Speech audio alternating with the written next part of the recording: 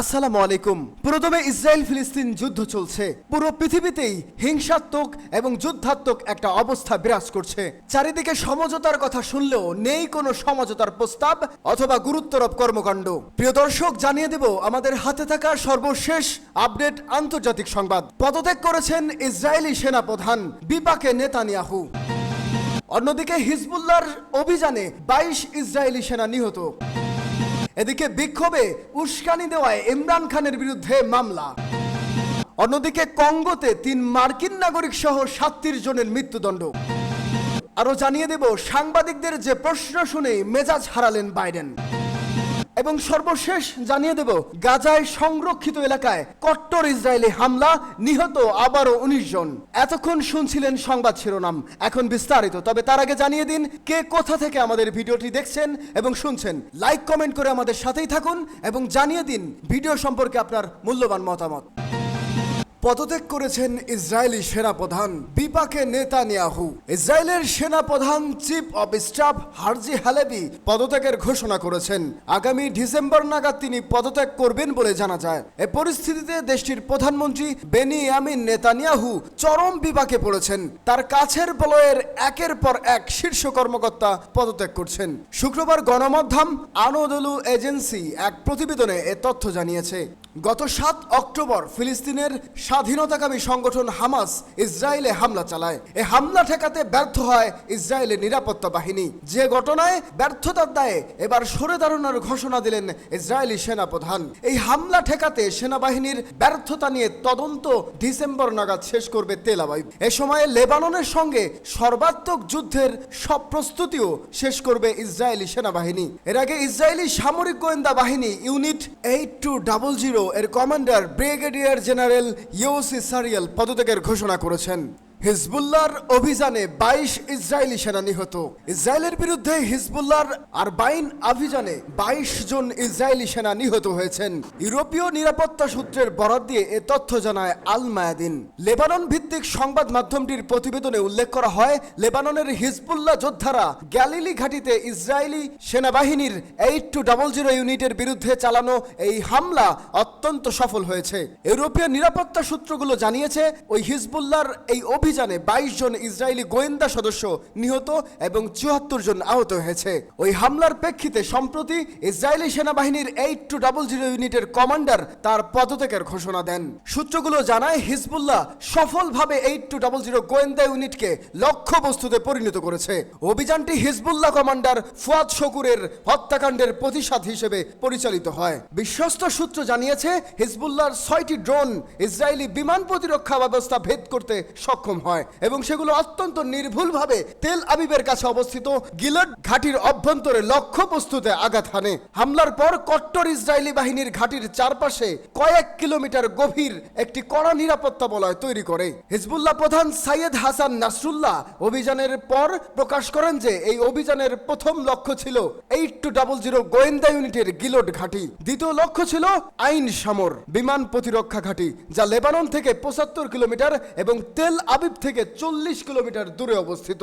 নাসরুল্লাহ জোর দিয়ে বলেন হিজবুল্লাহর ড্রোনগুলো তার লক্ষ্যবস্তুতে সফলভাবে আঘাত হানে। যদিও কট্টর ইসরায়েলি বাহিনী বিষয়টি গোপন রাখার চেষ্টা করেছে, তবে সময়ের সঙ্গে সঙ্গে সত্য প্রকাশ পাবে। উল্লেখ্য, গত 24 আগস্ট রাতে ইসরায়েলের উত্তরাঞ্চলে বিভিন্ন গুরুত্বপূর্ণ ও স্পর্শকাতর লক্ষ্যবস্তুতে ঝাঁকে ঝাঁকে রকেট এবং ড্রোন হামলা চালায় লেবাননের সশস্ত্র গোষ্ঠী হিজবুল্লাহ। হিজবুল্লাহর এই সামরিক অভিযানকে আরবাইন অপারেশন বলে অভিহিত করেন সশস্ত্র গোষ্ঠীটির নেতা হাসান নাসরুল্লাহ। সূত্র ইরনা।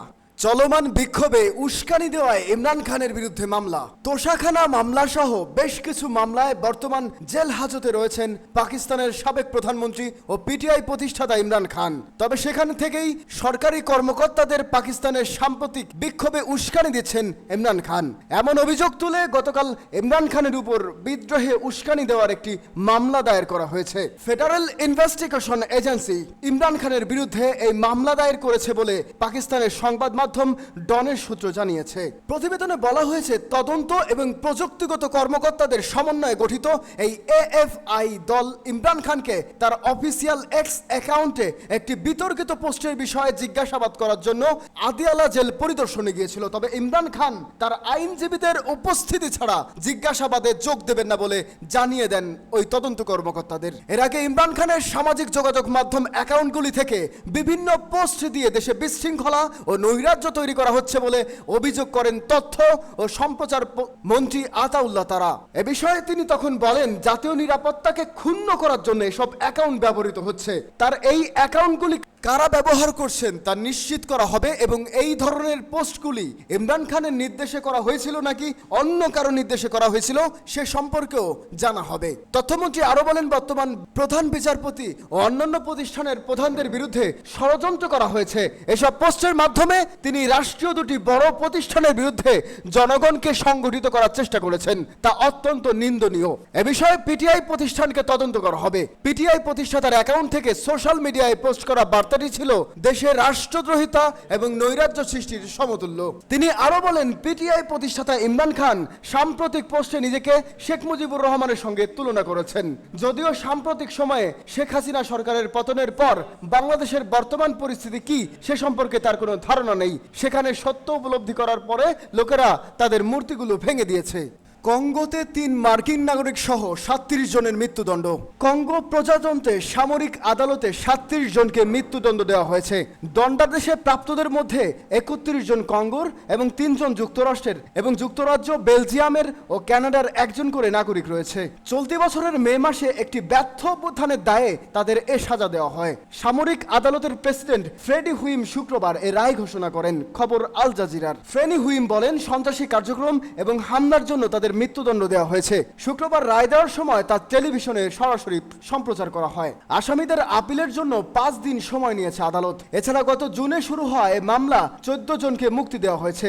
6 বিদেশি নাগরিকদের আইনজীবী রিচার্ড বন্ড বার্তা সংস্থা এপিকে বলেন, রায়ের বিরুদ্ধে আপিল করা হবে। সামরিক কর্মকর্তারা জানিয়েছেন, ব্যর্থ অভ্যুত্থানে সশস্ত্র ব্যক্তিরা গত 19 মে রাজধানী কনসাসাতে প্রেসিডেন্ট অফিস দখল করে নেয়। এ ঘটনায় এই সশস্ত্র ব্যক্তিদের নেতা মার্কিন ব্যক্তি কঙ্গোলিস রাজনীতিবিদ ক্রিশ্চিয়ান মারাঙ্গা নিরাপত্তা বাহিনীর হাতে নিহত হন। এছাড়া ব্যর্থ অভ্যুত্থানে বন্দুকধারীদের হামলায় 2 নিরাপত্তা কর্মীও নিহত হয়েছেন।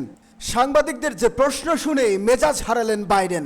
এক ব্রিটিশ সাংবাদিক মার্কিন প্রেসিডেন্ট জো বাইডেনকে প্রশ্ন করেন, পশ্চিমের বিরুদ্ধে রাশিয়ার প্রেসিডেন্ট ভ্লাদিমির পুতিন যুদ্ধের হুঁশিয়ারি দিয়েছেন, এ ব্যাপারে আপনার পদক্ষেপ কি? আর তাতেই মেজাজ হারালেন বাইডেন। বলেন, আমি যতক্ষণ কথা বলছি আপনি চুপ করে থাকুন, ঠিক আছে? সন্ধ্যায় হোয়াইট হাউসে বাইডেন এবং যুক্তরাষ্ট্রের প্রধানমন্ত্রী কেয়ার স্টারমারের বৈঠকের প্রাক্কালে প্রেস ব্রিফিংয়ে এ ঘটনা ঘটে। সম্প্রতি রুশ প্রেসিডেন্ট বলেন, যদি পশ্চিমারা ইউক্রেন রাশিয়ার হামলার জন্য দূরপাল্লার ক্ষেপণাস্ত্র ব্যবহারের অনুমতি দেয়, তার মানে তারা সরাসরি যুদ্ধে নেমে পড়েছে। আর তাহলে যুদ্ধের চরিত্রটাই বদলে যাবে। সেক্ষেত্রে বাধ্য হয়ে সিদ্ধান্ত নিতে হবে রাশিয়াকে। তার কথা থেকে পরিষ্কার, তিনি পশ্চিমা বিশ্বের সঙ্গে সরাসরি লড়াইয়ের ইঙ্গিত দিয়েছেন। ন্যাটোর সদস্য দেশগুলো অর্থাৎ আমেরিকা ও ইউরোপের দেশগুলোর নামও উল্লেখ করেছেন তিনি। আর এ প্রসঙ্গে প্রশ্ন শুনেই বাইডেন থামিয়ে দিলেন সাংবাদিককে। পরে তার বক্তব্য রাখা শেষ হলে তিনি বলেন, আমি পুতিনকে নিয়ে খুব একটা ভাবি না। সে সঙ্গেই বর্ষিয়ান ডেমোক্রেট নেতার দাবি, যুক্তরাষ্ট্র যেমন ইউক্রেনের পাশে দাঁড়িয়েছে সেভাবেই দাঁড়াবে আগামী দিনেও। তার মতে পুতিন এই যুদ্ধে জিততে পারবেন না। প্রসঙ্গত, রাশিয়ার বিরুদ্ধে চলমান যুদ্ধে যুক্তরাষ্ট্র ইউক্রেনকে 55.7 বিলিয়ন মার্কিন ডলার আর্থিক সাহায্য করেছেন। সূত্র দ্য গার্ডিয়ান। গাজায় সংরক্ষিত এলাকায় আবারও কট্টর ইসরায়েলি হামলা, নিহত 19 জন। অবরুদ্ধ গাজায় শরণার্থীদের জন্য সংরক্ষিত এলাকা আল মাওয়াসিতে কট্টর ইসরায়েলি বাহিনীর গোলাবর্ষণে এক রাতে নিহত হয়েছেন 19 জন এবং আহত হয়েছে 60 জনেরও বেশি ফিলিস্তিনি। সিএনএনের এক প্রতিবেদনে তথ্য জানানো হয়েছে, বৃহস্পতিবার রাতে হামলা চালানো হয়েছে। আশঙ্কা করা হচ্ছে হতাহতদের সংখ্যা আরো বেশি, কারণ নিহত এবং আহতদের মধ্যে যাদের হাসপাতালে আনা আনা সম্ভব হয়েছে তাদের তথ্যের ভিত্তিতে এই হতাহতের সংখ্যা জানিয়েছে গাজার স্বাস্থ্য মন্ত্রণালয়। ধ্বংসস্তূপ এবং বালিতে অনেকের দেহ চাপা পড়ে আছে বলে ধারণা করা হচ্ছে। স্থানীয় লোকজন এবং উদ্ধার কর্মীরা বাকি হতাহতদের বিরুদ্ধে ধ্বংসস্তূপ সরানোর কাজ শুরু করেছেন। আল মাওসির বাসিন্দা মাহমুদ আল নিমোস সিএনএনকে বলেন, রাতের বেলা আমরা ঘুমোচ্ছিলাম, হঠাৎ বিস্ফোরণের শব্দে জেগে উঠলাম এবং তারপরই চারদিক থেকে গুলির শব্দ শুনলাম। আমরা এখনো বুঝতে পারছি না যে শরণার্থী এলাকার ঠিক কোথায় হামলা হয়েছিল এবং যারা ধ্বংসস্তূপ ও বালির নিচে চাপা পড়েছে তাদের অবস্থান কোথায়। পুরো এলাকা লন্ডভন্ড হয়ে গেছে। এদিকে শুক্রবার এক বিবৃতিতে কট্টর ইসরায়েলের প্রতিরক্ষা বাহিনী আইডিএফ জানিয়েছে আল মাওসিতে হামাসের অন্তত 3 জন জ্যেষ্ঠ নেতা আত্মগোপন করে আছেন বলে গোয়েন্দা তথ্য ছিল তাদের কাছে। এই 3 জন হলেন হামাসের সামরিক শাখা আল কাসেম ব্রিগেডের ড্রোন বিভাগের প্রধান শামের ইসমাইল কাদের আবু দাক্কা, ব্রিগেডের সামরিক গোয়েন্দা বিভাগের ঊর্ধ্বতন কর্মকর্তা ওসামা তাবেশ এবং জ্যেষ্ঠ হামাস নেতা আয়মান মাবহু। এই কারণেই সেখানে তাদের হামলা চালানো হয়েছে। তবে তাদের লক্ষ্য করে এই হামলা পরিচালনা হয়েছিল, তারা নিহত হয়েছেন কিনা বিবৃতিতে তা নিশ্চিত করেনি আইডিএফ।